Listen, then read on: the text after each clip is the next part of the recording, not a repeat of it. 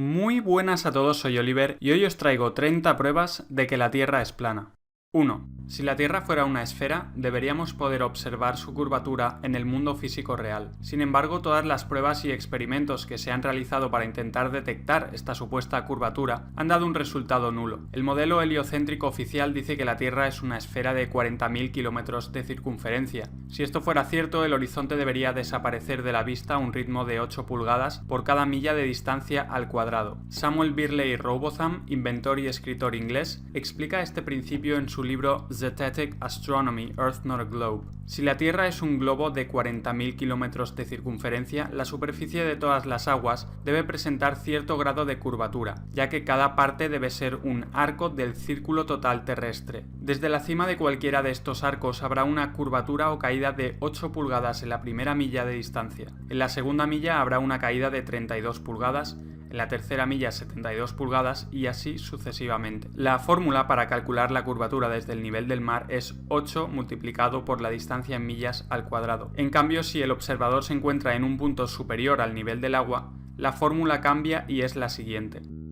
En Cambridge County, Inglaterra, hay un canal artificial de 32 kilómetros de largo llamado Old Bedford. Samuel Robotham puso allí un barco con una bandera a 1,5 metros por encima del nivel del agua. El barco navegó hasta Welney Bridge, a 9,6 kilómetros en línea recta desde donde se encontraba Robotham. Este se colocó en medio del canal con un telescopio que estaba a 20 centímetros sobre el nivel del agua. Robotham miró por el telescopio y comprobó que el barco y la bandera eran perfectamente visibles durante todo el trayecto. Si la Tierra fuera un globo de 40.000 kilómetros de circunferencia, la trigonometría esférica dicta que la punta de la bandera que había en el barco, situada a 1,5 metros sobre el nivel del agua, hubiera estado escondida detrás de 3,5 metros de curvatura. Sin embargo, ese no fue el caso, sino que la bandera pudo ser observada en su totalidad a lo largo de los 9,6 kilómetros. Robotham realizó más experimentos similares en el canal y concluyó que no había ninguna curvatura en la superficie terrestre. Hoy en día hay miles de vídeos en YouTube replicando este experimento, y todos muestran objetos en la distancia que no deberían ser visibles si la Tierra fuera una esfera de 40.000 kilómetros de circunferencia. 2. El fotógrafo Joshua Nowicki realizó el 5 de mayo de 2016 un timelapse de la ciudad de Chicago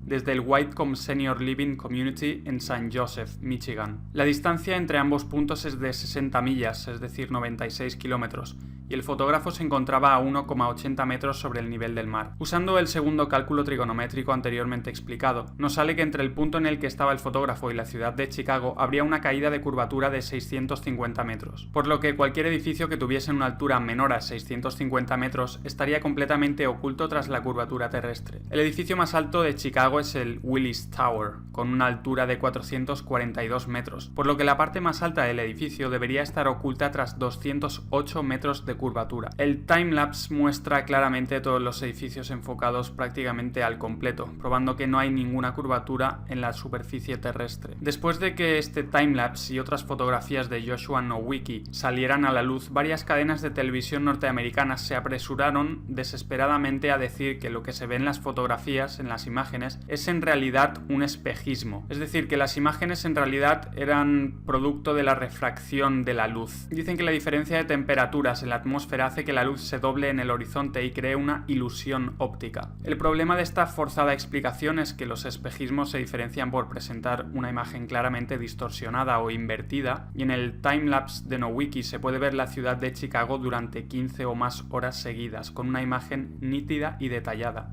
3. Desde la costa de Ohairo Bay, en Nueva Zelanda, se pueden ver y fotografiar las montañas de Kaikoura, que están a 130 kilómetros de distancia. Si la Tierra fuera una esfera de 40.000 kilómetros de circunferencia, la curvatura terrestre taparía unos 1.500 metros de estas montañas. 4. Desde la isla de Oahu se puede ver la isla de Kauai, tal y como confirma Terry Robinson con numerosas fotografías y grabaciones tomadas a 60 metros sobre el nivel del mar. La distancia entre ambas islas es de 174 kilómetros, y el punto más elevado de Kauai es el pico Kawaikini a 1.598 metros sobre el nivel del mar. Una vez calculada la supuesta caída de curvatura que tendríamos que observar, nos salen 2.354 metros, por lo que desde Oahu no se podría ver nada que estuviera en la isla de Kauai y que no estuviera por encima de los 2.354 metros. Sin embargo, el punto más alto, el pico Kawaikini, está a tan solo 1.598 metros, por lo que faltarían 756 metros para que pudiera ser visto desde Oahu.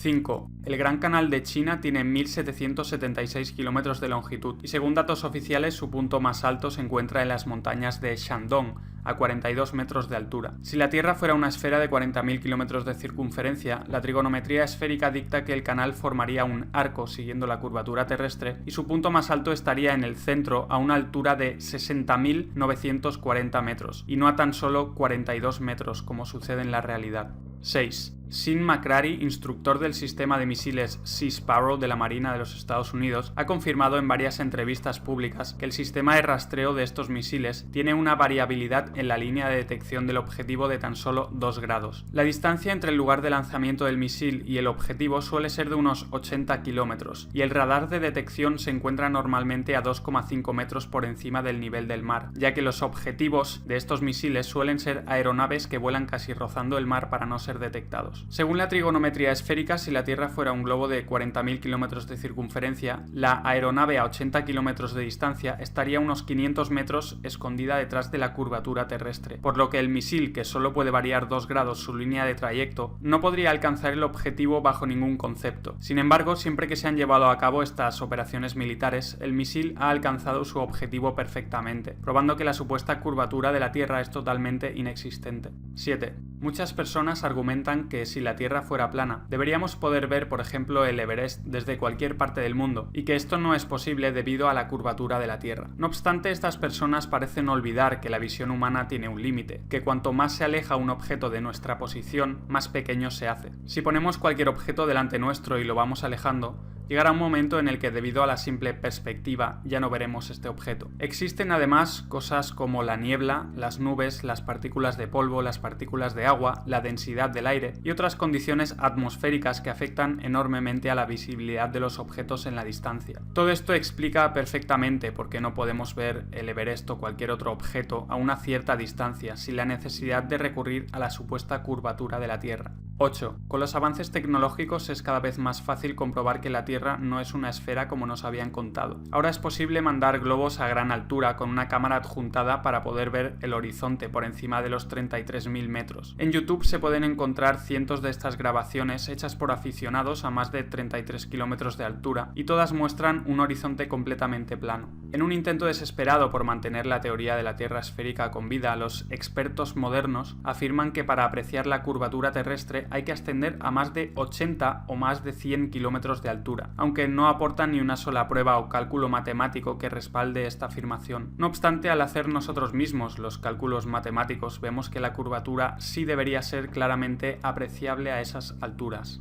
9. El horizonte siempre se encuentra al nivel de los ojos o del ojo de la cámara, sin importar a qué altura se encuentre el observador. Si la Tierra fuera una esfera sin importar su tamaño, al ascender en altura el observador tendría que mirar necesariamente hacia abajo cada vez más con tal de ver el horizonte. Sin embargo, en la realidad no importa cuánto ascendamos, que nunca tendremos que mirar hacia abajo para ver el horizonte, algo que solamente es posible en un plano. 10. Los reflejos del Sol y de la Luna sobre las aguas siempre aparecen como líneas rectas desde el horizonte hasta el observador, lo cual no es posible sobre una esfera, pero sí sobre un plano. 11. Nunca se ha tenido en cuenta la supuesta curvatura de la Tierra a la hora de construir canales o vías de ferrocarril. De ser así, los constructores tendrían que aplicar la fórmula trigonométrica de 8 multiplicado por la distancia en millas al cuadrado y usar el resultado para aplicar la curvatura adecuada a los materiales de construcción, algo ridículamente complicado de llevar a la práctica, especialmente cuando se construyeron las primeras vías de ferrocarril. La realidad es que las vías del tren se construyen y posicionan de manera totalmente horizontal y plana, y los canales, túneles y otras construcciones similares se construyen de la misma manera, sin tener en cuenta lo más mínimo la supuesta curvatura total de la Tierra, y teniendo únicamente en cuenta pequeños desniveles dentro de la planicie total. El 19 de febrero de 1892, la Oficina de Ingenieros del Manchester Ship Canal dijo: en las construcciones de vías ferroviarias y canales es la norma que el punto de referencia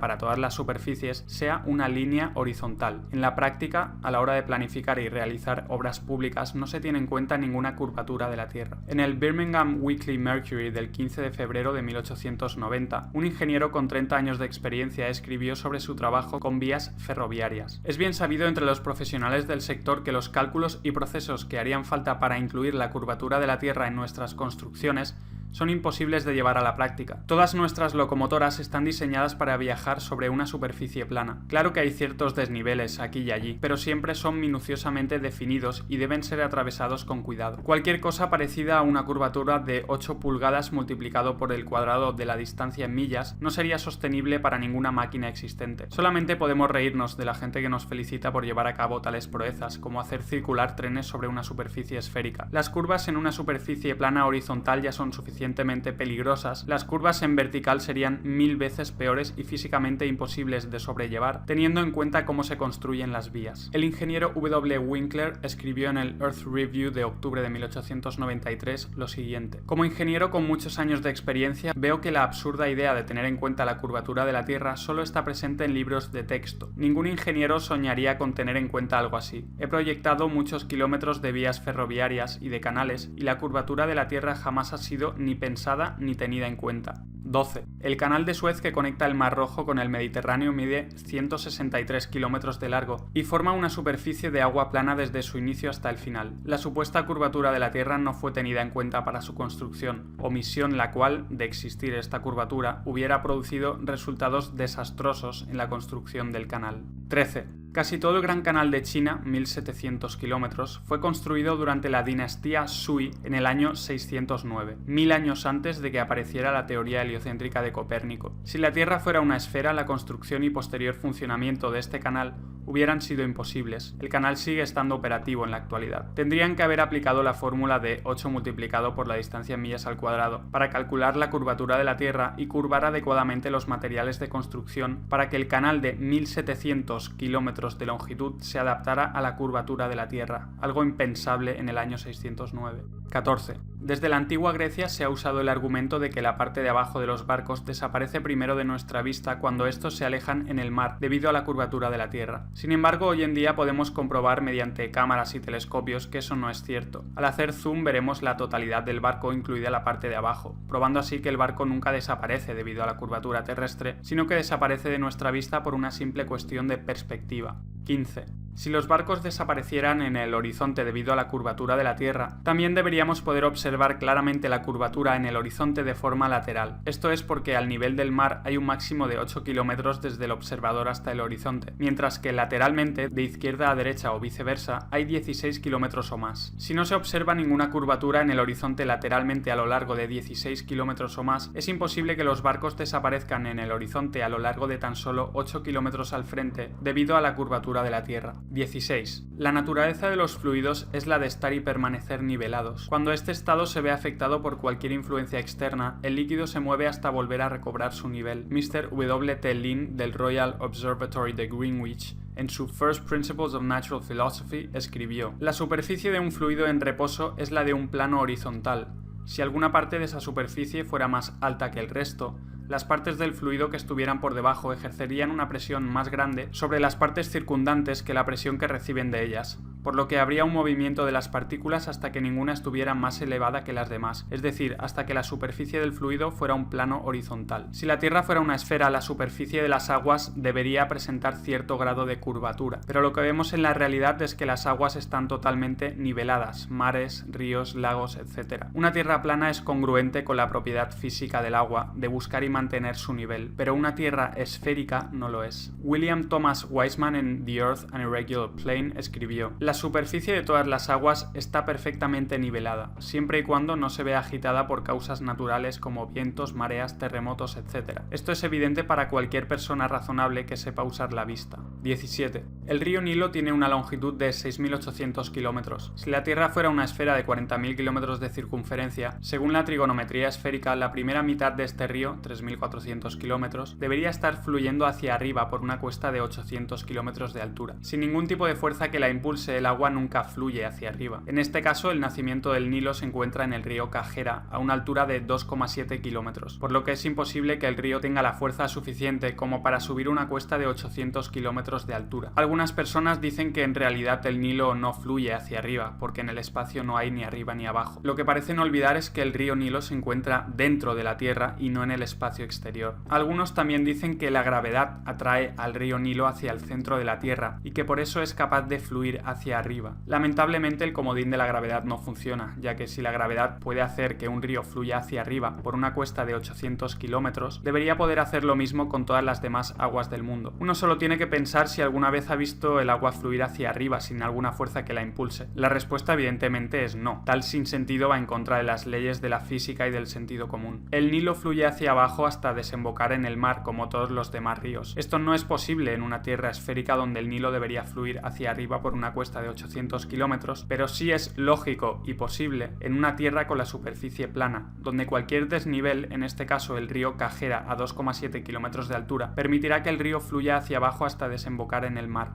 18. En el año 240 a.C., Eratóstenes calculó la circunferencia de la Tierra y supuestamente probó que era esférica usando dos palos situados a una distancia concreta, midiendo la diferencia de longitud de las sombras que proyectaban estos dos palos. Este experimento se basaba en que los rayos del Sol entraban a la Tierra en ángulos paralelos, como cabría esperar si el Sol estuviera a 150 millones de kilómetros de distancia. Sin embargo, esta supuesta prueba de la esfericidad de la Tierra contradice el hecho observable de que los rayos del Sol forman ángulos convergentes creando una pirámide a través de las nubes, lo que se llaman rayos crepusculares. La explicación oficial de los rayos crepusculares es que la atmósfera terrestre refracta la luz solar y por eso se crea la forma piramidal. Si este fuera el caso, la prueba de los dos palos de Eratóstenes no sería válida, ya que se basa precisamente en que la luz solar entra en ángulos paralelos. Esto nos lleva por tanto a dos posibilidades. 1. Que la atmósfera refracta la luz solar, pero Eratóstenes estaba equivocado sobre la esfericidad y el tamaño de la Tierra. O 2. Eratóstenes tenía razón, pero la atmósfera no refracta la luz solar y por lo tanto los rayos solares crepusculares prueban que el Sol está muy cerca. Cualquiera de las dos opciones presenta un grave problema para el modelo heliocéntrico.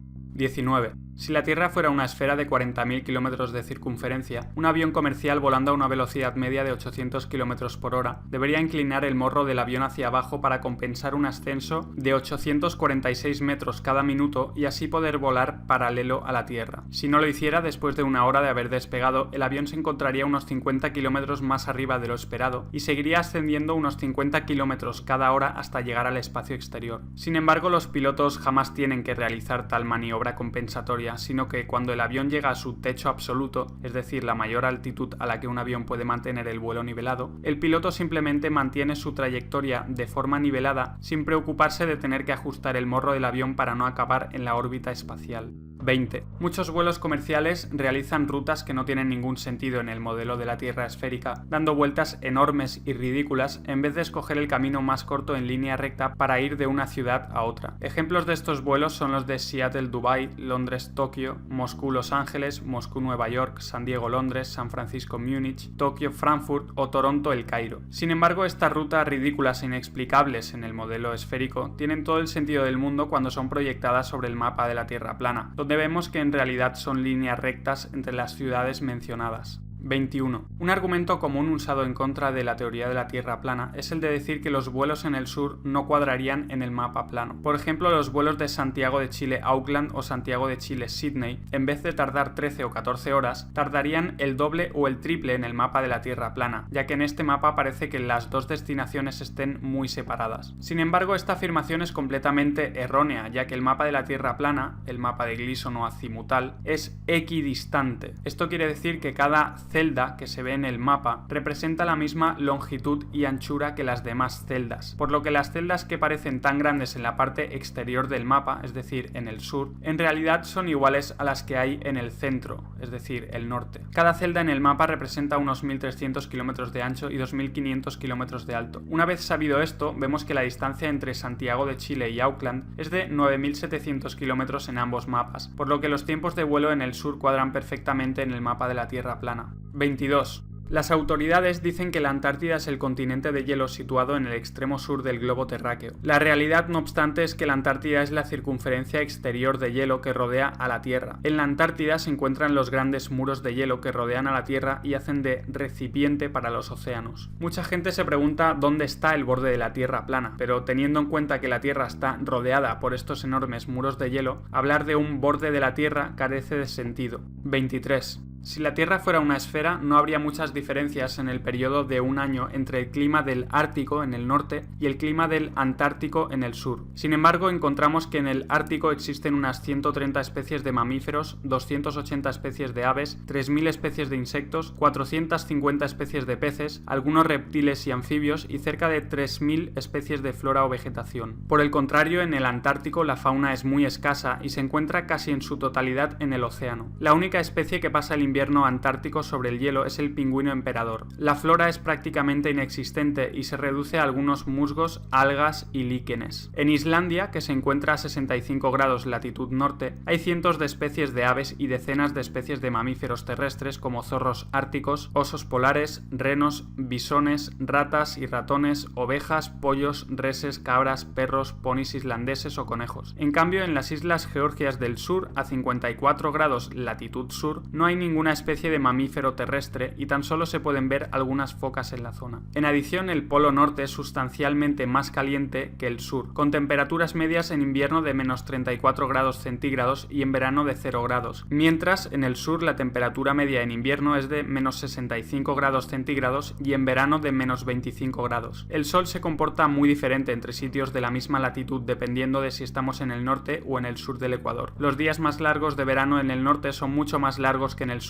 y los inviernos más cortos en el norte son mucho más cortos en el sur. Todas estas claras diferencias climáticas no tienen ninguna explicación satisfactoria en el modelo de la Tierra esférica, donde el Sol alumbra lo mismo en el Ártico y el Antártico a lo largo del año, pero en cambio sí que pueden ser perfectamente explicadas en el modelo de la Tierra plana, donde el Sol completa su círculo por encima de la Tierra cada 24 horas y cambia de trópico a trópico cada 6 meses. El Sol viajará mucho más rápido por la gran circunferencia del sur para poder completar su vuelta en las mismas 24 horas que tarda en completarla en el pequeño círculo central del norte, y por tanto el sur recibirá mucha menos luz y calor solar que el norte a lo largo del año. 24. Si la Tierra fuera una esfera, la distancia alrededor de su superficie a 45 grados latitud sur no podría ser muy diferente a la que hay a 45 grados latitud norte. Sin embargo, navegantes y pilotos se encuentran con que la distancia alrededor de la Tierra a esa latitud sur es, como mínimo, el doble a la que hay en la misma latitud norte. Esto es totalmente incompatible con el modelo de la Tierra esférica, donde la distancia debería ser prácticamente la misma, ya que nos encontramos en una esfera o un globo. Pero es algo totalmente lógico en el modelo de la Tierra plana, donde la superficie terrestre se expande hacia el sur a medida que uno se aleja del Polo Norte, teniendo por tanto que recorrer mucha más distancia para rodear la Tierra en la gran circunferencia del sur que en la pequeña parte central del norte. 25. El Polo Sur es un lugar necesario dentro del modelo de la Tierra esférica, ya que sería el punto opuesto al Polo Norte en el globo terráqueo. Sin embargo, la única prueba de su existencia son unas banderas, un palo con una esfera metálica encima y vídeos e imágenes que supuestamente han sido tomadas allí. No obstante, las banderas, la bola metálica y todas las imágenes y vídeos se podrían haber hecho en cualquier punto aleatorio de la Antártida, que la Tierra plana es la gran circunferencia de hielo del sur. Por tanto, unas cuantas banderas e imágenes tomadas en un lugar helado no son ninguna prueba de que haya un polo sur en una Tierra esférica. 26. Si la Tierra fuera una esfera con dos polos magnéticos iguales y opuestos, el polo norte y el polo sur, deberían existir brújulas que apuntaran con su aguja magnética siempre al norte y brújulas que apuntaran siempre al sur. De hecho, una brújula que apuntara siempre al polo sur sería preferible para los viajeros que se encontraran en el hemisferio sur. La realidad, no obstante, es que no importa lo cerca que se sitúe uno del polo sur, que una brújula siempre apuntará al norte con su aguja magnética, algo que no tiene sentido en el modelo de la Tierra esférica donde hay dos polos magnéticos. En el modelo de la Tierra plana, en cambio, esto es perfectamente lógico, ya que no existe el polo sur, sino que solo existe el polo norte magnético situado en el centro de la Tierra. 27. Una supuesta prueba de que la Tierra es esférica es la posibilidad de dar la vuelta al mundo partiendo desde un punto y volviendo a él. No obstante, esto puede ser igualmente logrado en la Tierra plana, volando o navegando alrededor del círculo terrestre, teniendo siempre el norte a nuestra derecha o el norte a nuestra izquierda. En la Tierra plana, el polo norte se sitúa en el centro del círculo terrestre y el sur es toda dirección que emana de este centro. Si uno avanza en una dirección que no le acerca ni al norte ni al sur, entonces estará yendo hacia el oeste o hacia el este. Es decir, ir hacia el este o hacia el oeste es ir en un patrón circular con un mismo radio alrededor del polo norte magnético. Dar la vuelta al mundo es simplemente ir en una dirección con el norte siempre a la derecha o a la izquierda, dependiendo de si se hace una circunnavegación de este a oeste o de oeste a hacia este. Por tanto, lo que se cree que es una vuelta al mundo sobre una esfera, en realidad es una vuelta circular alrededor de un plano. Nunca se ha hecho la vuelta al mundo yendo hacia el norte o hacia el sur, es decir, haciendo una circunnavegación pasando por los polos. Esto es porque la única vuelta al mundo que se puede hacer en una tierra plana es de este a oeste o de oeste a este. Evidentemente, las autoridades han tenido que mostrar supuestos casos de circunnavegaciones pasando por los polos con tal de mantener con vida su teoría de tierra esférica. La primera supuesta circunnavegación pasando por los polos la hizo Sir Ranulph Fiennes con la expedición Transglobe británica en 1982. Pero lejos de ser un explorador normal y corriente, resulta que Sir Ranulph Fiennes es noble, tercer barón de Canterbury y primo de la familia real británica. Fiennes ha salido en varias películas y series de televisión e incluso fue candidato a hacer de James Bond cuando Roger Moore interpretó finalmente ese papel. De hecho, hay un documental sobre esta supuesta circunnavegación por los polos con Fiennes de protagonista. El documental más bien parece una producción de Hollywood con cámaras que están siempre en el sitio adecuado para grabar las mejores escenas y escenas totalmente sobreactuadas y preparadas. Fiennes además participa casualmente en Norwood, una organización caritativa judía de las más antiguas de Gran Bretaña. Esta organización está patrocinada nada más y nada menos por la reina de Inglaterra y está financiada por Sir Evelyn Robert Adrian de Rothschild, de la infame familia elitista de los Rothschild. Viendo todo esto, no es extraño pues que la élite utilice a uno de los suyos, en este caso a Fiennes, como supuesta prueba de que es posible circunnavegar la Tierra esférica pasando por los polos. 28. Un estudio llevado a cabo por varios doctorados en geografía, Mark Fonstan, William Pugach y Brandon Bogg, demostró que la superficie del estado de Kansas en Estados Unidos es más plana que un pancake, es decir, una tortita. En una escala donde un resultado de 1 indicaría una planicie total, los geógrafos usaron un láser para determinar que una tortita tiene un nivel de planicie de 0,957. Usaron un modelo de elevación digital a escala 1/250.000 para reducir a escala la superficie del estado de Kansas y descubrieron que su nivel de planicie es de 0,9997, es decir, más plana que la tortita. En un estudio posterior realizado por el Dr. Dobson, presidente de la Sociedad Geográfica Americana y profesor de geografía en la Universidad de Kansas, y por Joshua Campbell, geógrafo y arquitecto en la Oficina Geográfica del Departamento de Estado de los Estados Unidos, no solo corroboraron que Kansas era plana, sino que además descubrieron que la totalidad de los Estados Unidos también lo era. El estudio mostró que Florida, Illinois, North Dakota, Luisiana, Minnesota y Delaware eran incluso más planos que Kansas. Estos resultados fueron publicados en el Geographical Review, una publicación especializada de la Sociedad Geográfica Americana, y son una prueba concluyente de que la Tierra no puede ser una esfera. 29. En el año 2012, Felix Baumgartner realizó un salto patrocinado por Red Bull, en el que batió varios récords al lanzarse en caída libre desde los 39.000 metros de altura, después de haber ascendido en globo tripulado a la estratosfera. Muchos dicen que la grabación de este evento es una prueba de que la Tierra es esférica, ya que la cámara que había en el exterior del globo tripulado mostraba una Tierra con una gran curvatura en el horizonte. Sin embargo, la curvatura que muestra la grabación, demasiado exagerada incluso para el modelo esférico, se debe a que la cámara era una GoPro que usaba la lente ojo de pez, la cual curva la imagen de una forma muy notoria. Por el contrario, la cámara que había en el interior del globo tripulado usaba una lente normal y mostraba un horizonte completamente plano y al nivel de los ojos a una altura aproximada de 39.000 metros, probando que el horizonte en realidad es totalmente plano. 30. El modelo oficial también afirma que debajo de la superficie terrestre hay varias capas: la corteza, el manto superior, el manto, el núcleo externo y el núcleo interno. Sin embargo, la existencia de estas capas se vuelve altamente improbable, teniendo en cuenta que la mayor excavación que se ha realizado en la historia de la humanidad es la del pozo superprofundo de Kola, a una profundidad de tan solo 12.262 metros. ¿Cómo pueden saber lo que hay más allá de esa profundidad? Lo cierto es que no lo saben, y la única razón por la que creemos que vivimos en una esfera con un núcleo en el centro es porque lo hemos visto en dibujos y gráficos hechos por ordenador. Si eres nuevo al canal, suscríbete, ya que seguiré hablando sobre estos temas. Y como siempre, muchas gracias a todos por estar ahí y hasta el próximo vídeo.